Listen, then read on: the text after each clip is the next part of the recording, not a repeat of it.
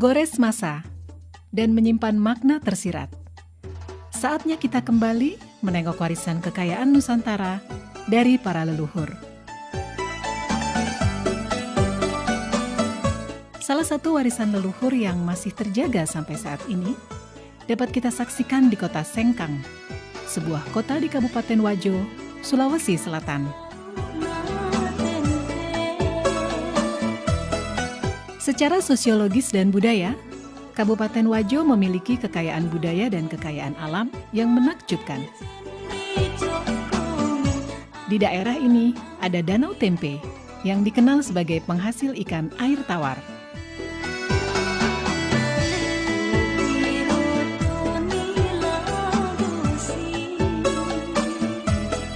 Danau Tempe terbentang laksana cermin raksasa di sisi barat kota Sengkang.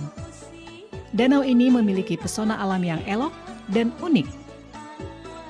Perkampungan nelayan tradisional bernuansa Bugis berjajar sepanjang tepian danau. Berjarak 2 km arah timur kota Sengkang, dekat Danau Lampulung, terdapat kampung adat Attakae. Di sana terdapat bangunan duplikat rumah adat Wajo. Salah satu di antaranya, yang terbesar, adalah Seo Raja atau Istana Raja Latenri Bali.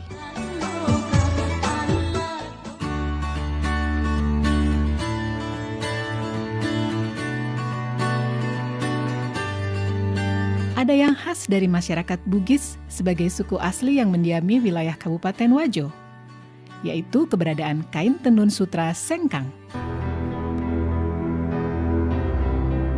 Menurut cerita turun-temurun dan beberapa literatur, kain tenun sutra Sengkang telah ada sejak ratusan tahun silam. Pertama saya mengungkap sebuah naskah yang pernah saya baca, yaitu Lontrak Belawa. Di situ pertama kali saya temukan kata-kata sutra. Di situ antara perkawinan anak kaji dari Luwu dengan Iswari dari Mancapai.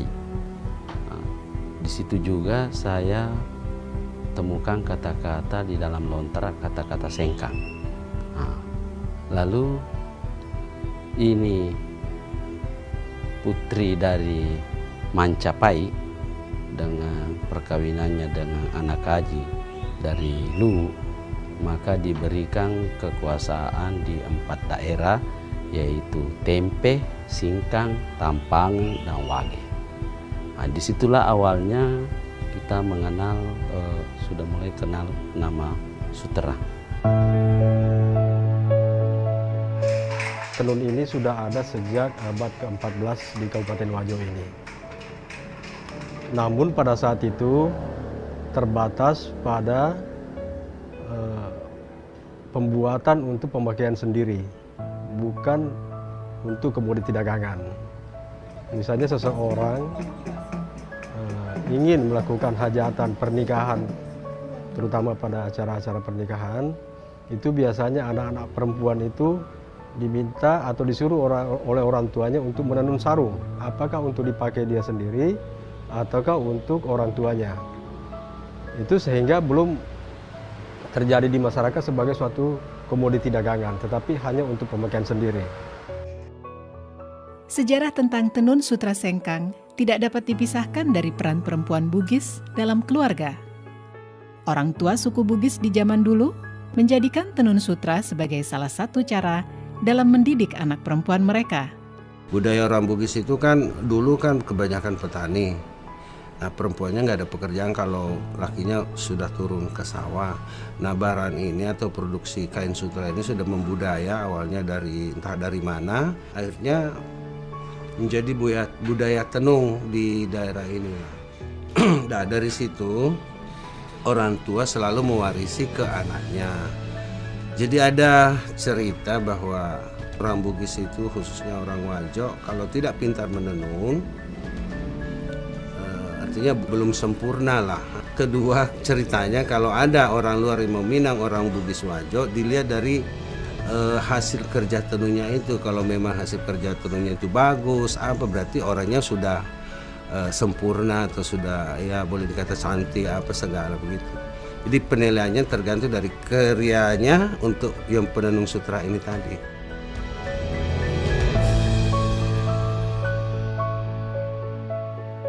Nah, salah satu cara untuk mendidik anak-anak perempuan zaman dulu agar supaya perempuan-perempuan ini bisa menjaga diri, terhindar daripada hal-hal negatif, sehingga lebih banyak dianjurkan atau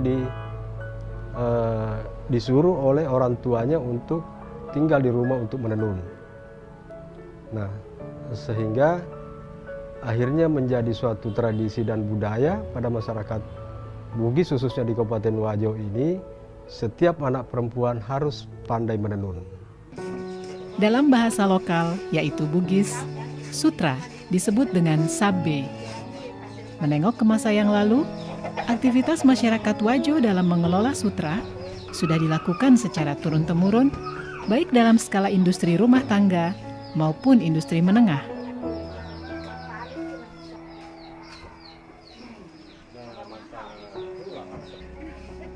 Proses pembuatan kain sutra membutuhkan waktu yang cukup lama dan melibatkan sedikitnya 15 orang dalam satu kali tahapan pembuatan kain.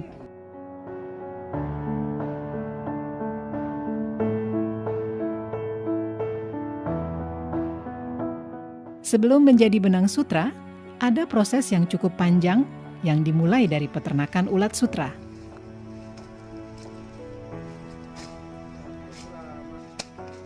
Proses ini mulai dari pemeliharaan ulat sutra, proses menjadi kokon, hingga akhirnya menjadi benang sutra yang siap ditenun menjadi sehelai kain.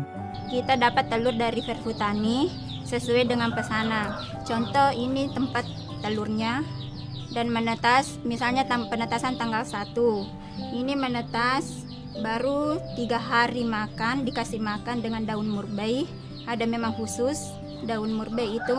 Baru 3 hari makan, baru ada instar pertama. Artinya tidur. Instar pertama itu 2 kali 24 jam. Ulatnya tidur itu tidak makan. Baru setelah instar pertama makan lagi selama 2 hari. Masuk instar 2. Begitu seterusnya sampai instar 4. Ini sudah masuk instar 5. Artinya ini masuk untuk proses pengokonan. Tinggal 3 hari proses pengokonan. Dia akan membungkus dirinya jadi kepompong. Itu seratnya, dia mengeluarkan air liur dari mulutnya, bikin bundaran untuk membungkus dirinya. Dan bundaran itulah disebut kokon, dan itulah yang menjadi sutra.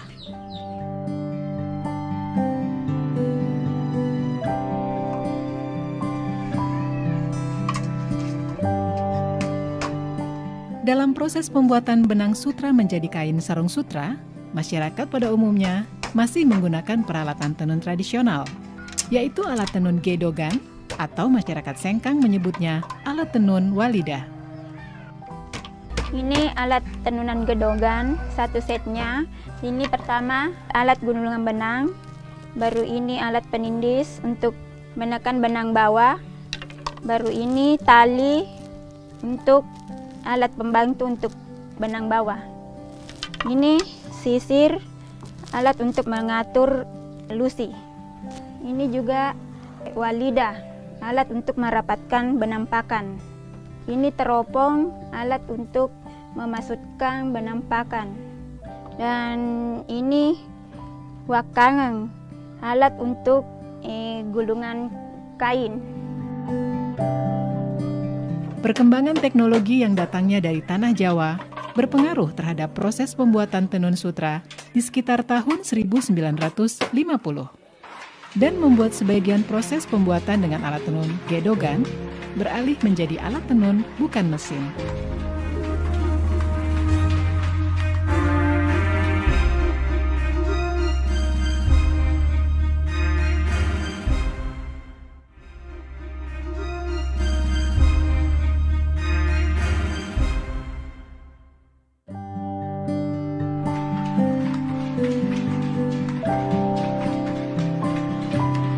sekitar tahun 50 seorang pengusaha yang lebih dulu sebenarnya berkembang tenun ATBM itu ada di Pulau Jawa, terutama di Bandung. Nah, itulah kemudian teknologi itu masuk sekitar tahun 50-an ke Kabupaten Wajo ini, lalu kemudian berkembang sampai hari ini untuk pembuatan kain-kain yang lebih pemanfaatannya lebih luas, misalnya untuk busana, bahkan untuk interior. Itu bisa diproduksi dengan ATBM yang lebar kainnya lebih lebar daripada kain gedongan itu yang hanya sebatas 60 cm. Kalau tenun ATBM itu sampai hari ini sudah ada lagi pengembangan baru, bisa mencapai 150 cm.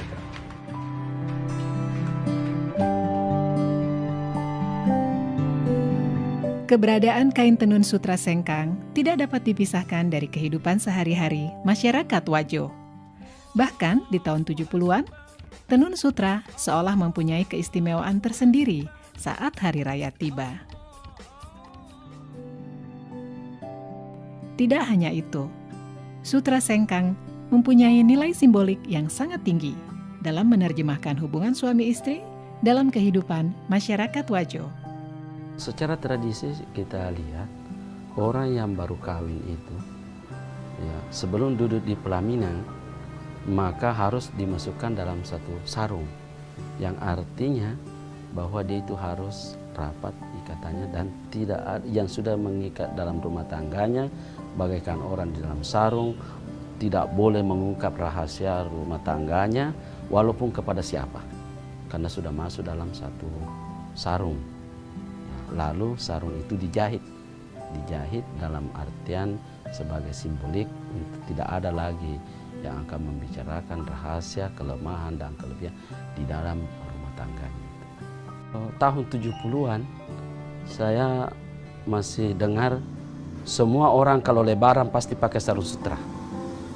Kalau hari lebaran itu bunyinya sarung sutra, kalau di masjid orang berdiri untuk salat semua pasti terbunyi kedengaran sebagai kain sutra, dan saat itu juga orang pada pakai sutra sebagai pakaian salat Idul Fitri. Lalu yang kedua yang saya lihat, orang Wajo itu biar sebagai ibu rumah tangga dia memenuhi kebutuhan suaminya, memasak, memelihara anak, juga dia masih melakukan aktivitas itu dan tidak ada yang terabaikan, semua jadi. Kain tenun sutra sengkang mempunyai ciri khas yang membedakannya dengan tenun sutra dari daerah lain, yaitu warna yang terang dan mencolok. Warna kain tenun ini pun menjadi makna tertentu dan penanda tersendiri dalam kehidupan masyarakat Wajo. Kalau berbicara masalah warna, memang ada peruntukan tertentu bagi pemakaian warna itu. Misalnya saja seorang gadis itu biasanya memakai sarung baloreni, kotak-kotak kecil dan halus, dan terdiri dari warna tua muda. Pada umumnya memakai warna pink terang dengan pink muda, ataukah hijau daun dengan hijau muda, dan seterusnya.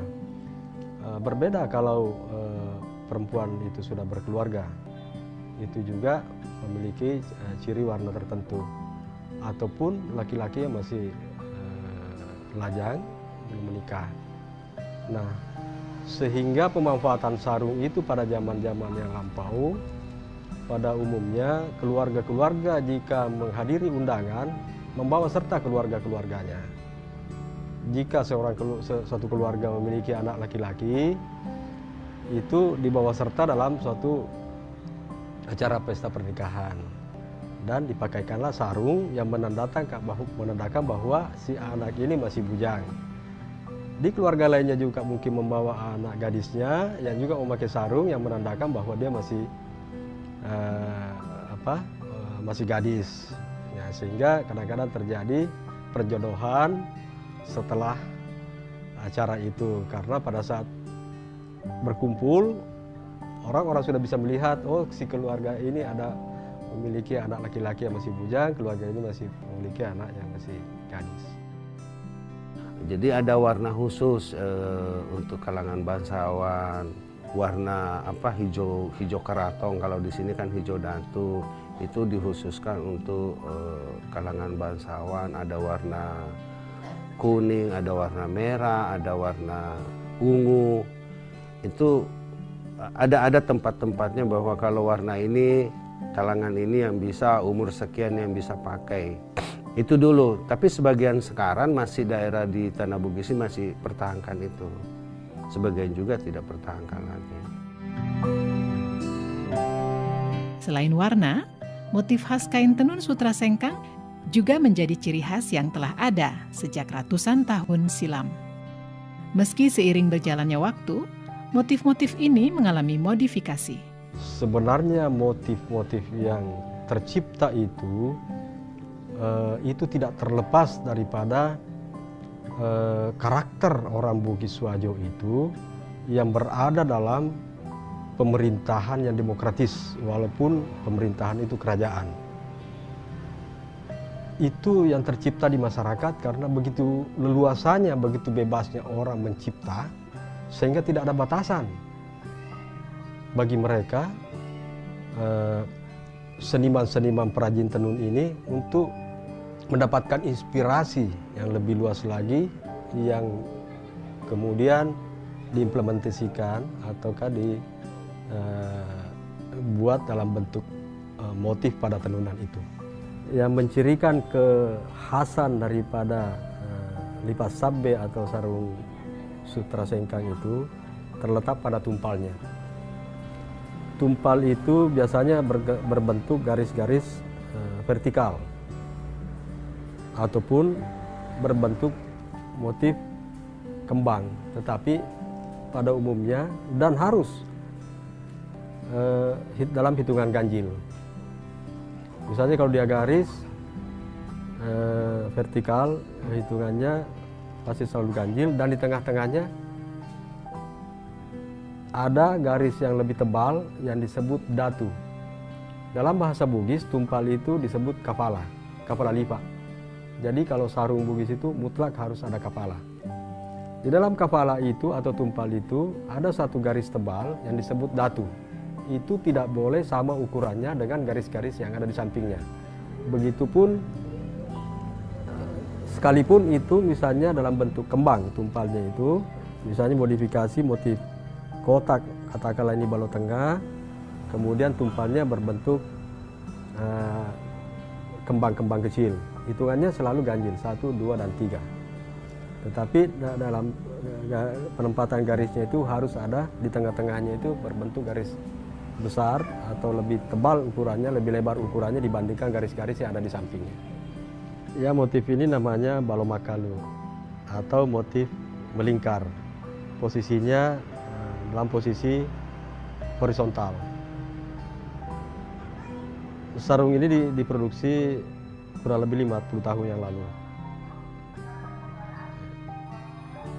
Jadi motif makalu ini menggambarkan hubungan antara manusia dengan manusia dalam kehidupan sehari-hari.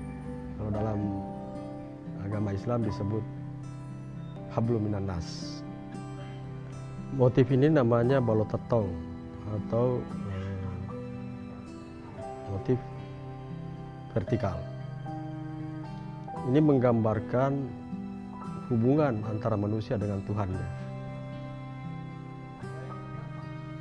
Jadi karena masyarakat Wajo adalah masyarakat yang religius, sehingga dalam penciptaan motifnya pun juga itu tergambarkan bahwa hubungan antara manusia dengan Tuhan itu juga sangat penting.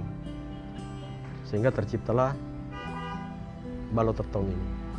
Motif ini namanya balok reni atau motif kotak kecil. Biasanya peruntukannya untuk kaum perempuan. Filosofi daripada balok reni itu adalah kotak-kotak kecil yang berarti perempuan itu memiliki kehalusan, baik dari perasaan, tingkah laku, dan lain sebagainya. Dan penguasaannya pun juga berada pada lingkup kecil. Motif ini namanya malolobang, biasa juga disebut curak laba. Artinya terdiri dari paduan motif-motif yang berbentuk kotak yang lebih besar. Motif ini namanya motif atau balom mapagiling. Teknik menenunnya dipadukan dua teknik sekaligus. Ini teknik tenun ikat dengan teknik subi. Subi ini biasanya dipakai pada teknik pembuatan motif lagosi atau kembang-kembang lainnya. Mirip dengan teknik songket yang digunakan di Sumatera ataupun Kalimantan. Selain motif-motif yang memiliki filosofi yang syarat dengan adat istiadat, ada juga motif lagosi yang beberapa tahun belakangan mempunyai tempat istimewa bagi para pecinta kain tenun sutra sengkang. Motif lagosi diibaratkan sebagai perlambang cinta dan harga diri seorang perempuan Bugis. Motif lagosi itu terjadi sekitar tahun 1930. Ketika itu secara besar-besaran masyarakat Wajo, kaum lelakinya itu banyak yang merantau, seperti misalnya ke Malaysia, ke Sumatera, di Kalimantan, dan daerah-daerah lainnya. Nah, sehingga perempuan-perempuan yang ditinggal oleh suami untuk menjaga diri, itu melakukan aktivitasnya kebanyakan di rumah dengan menenun. Dari situlah kemudian muncul inspirasi, kerinduan mereka akan kembalinya sang suami, maka ditenunlah motif-motif lagosi itu yang berbentuk setangkai kembang. Itu perlambang cinta yang terus dijaga, sekalipun bertahun-tahun ditinggal oleh suami. Menjaga kesucian, menjaga harga diri seorang perempuan, saya kira di seluruh Indonesia adalah harga mati juga.